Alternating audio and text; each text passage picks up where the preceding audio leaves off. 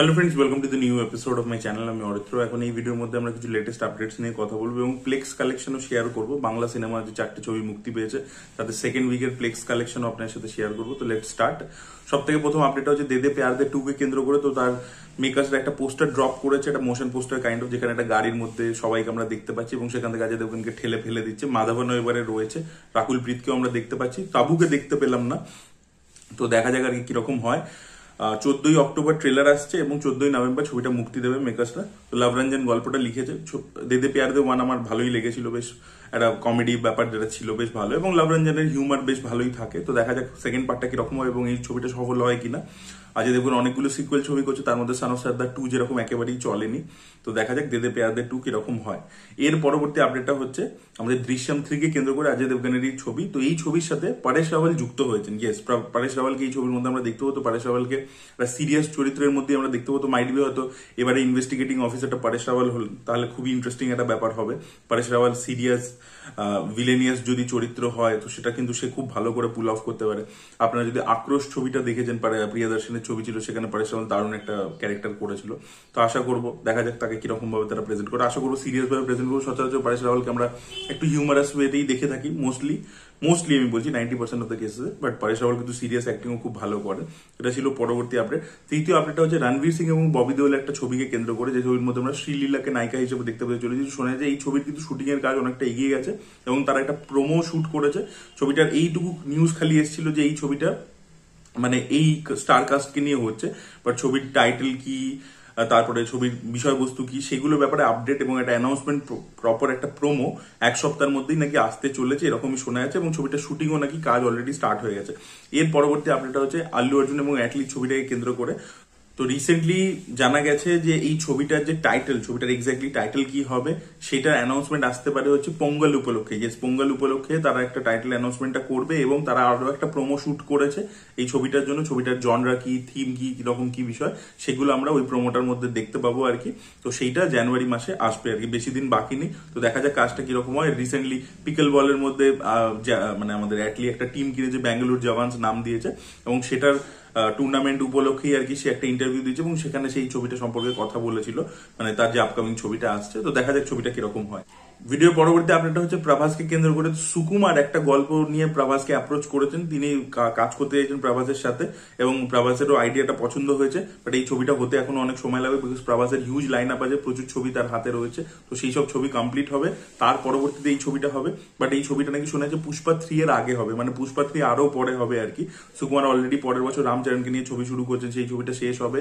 তার পরবর্তীতে এই প্রভাসের যখন লাইন আপ শেষ হবে তখন আর কি এই ছবিটা হতে পারে। তো প্রভাস এবং সুকুমারের কোলাবোরেশন আমরা খুব শীঘ্রই দেখতে পাবো। ভিডিও পরবর্তী আপডেটটা হচ্ছে প্রশান্ত নীলের আপকামিং ছবি ড্রাগনকে কেন্দ্র করে এনটিআর জুনিয়রের সাথে যেটা তিনি বানাচ্ছেন। তো সেই ছবিটা 2026-এ মুক্তি পাওয়ার কথা রয়েছে, বাট এখন শোনা যাচ্ছে ছবিটা নাকি পিছিয়ে যেতে পারে, ছবিটা পোস্টপন্ড হয়ে 2027-এ চলে যেতে পারে, বিকজ প্রোডাকশনের যা যা ইস্যুস হচ্ছে, যেহেতু বড় স্কেলের ছবি এবং নানান রকম প্রোডাকশনের চ্যালেঞ্জেস আসছে, তো সেই কারণে ছবিটা নাকি 1 বছর পিছিয়ে যেতে পারে আর কি, এরকমই শোনা যাচ্ছে। তো পরবর্তী আপডেটটা হচ্ছে নেলসনকে কেন্দ্র করে, মানে যিনি জেলার ছবির পরিচালক, তো তিনি রজনীকান্তকে আরো একটা গল্প শুনিয়েছেন জেলার 2 এর সেটে এবং সেটা রজনীকান্তের পছন্দ হয়েছে। তো মাইট বি জেলার 2 এর পরবর্তীতে নেলসন এবং রজনীকান্তের কোলাবোরেশন আবারও আমরা দেখতে পেতে চলেছি।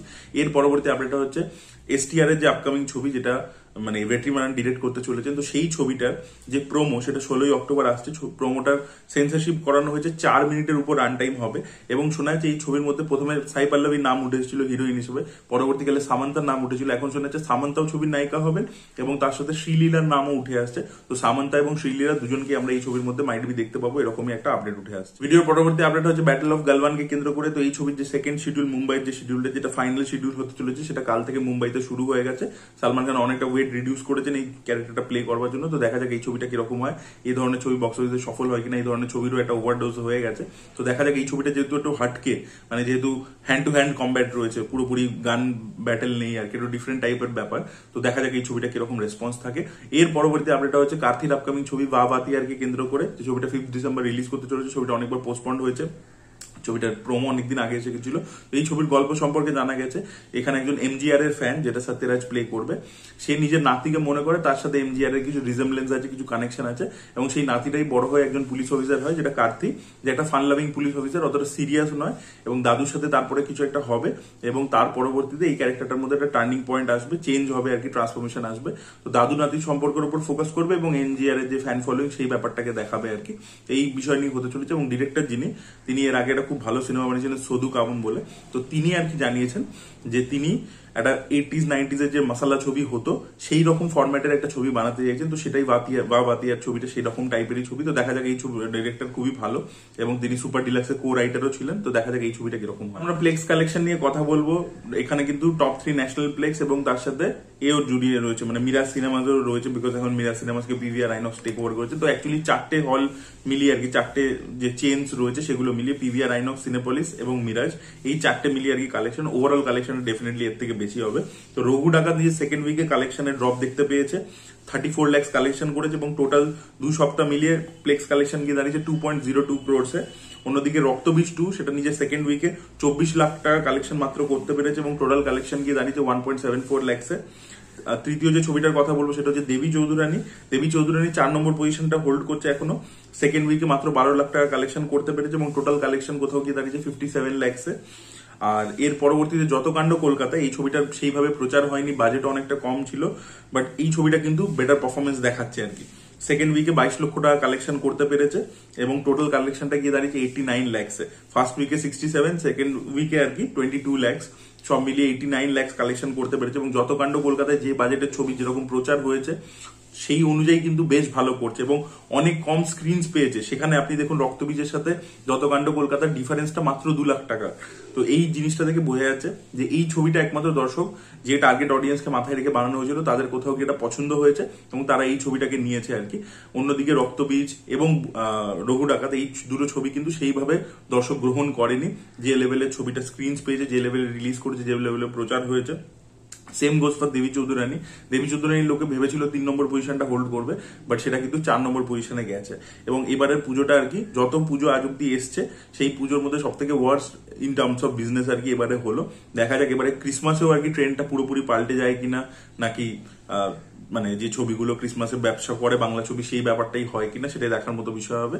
আপনাদের কি মনে হয়, কি কারণ যে কারণে এই বছর বাংলা ছবি পুজোর সময় সেইভাবে ভালো পারফরমেন্স দেখাতে পারলো না? অবশ্যই কমেন্টে লিখে জানাতে পারেন। এই ভিডিওটা ভালো লেগে থাকলে লাইক করুন, শেয়ার করুন, চ্যানেলকে সাবস্ক্রাইব করতে ভুলবেন না। Bye bye.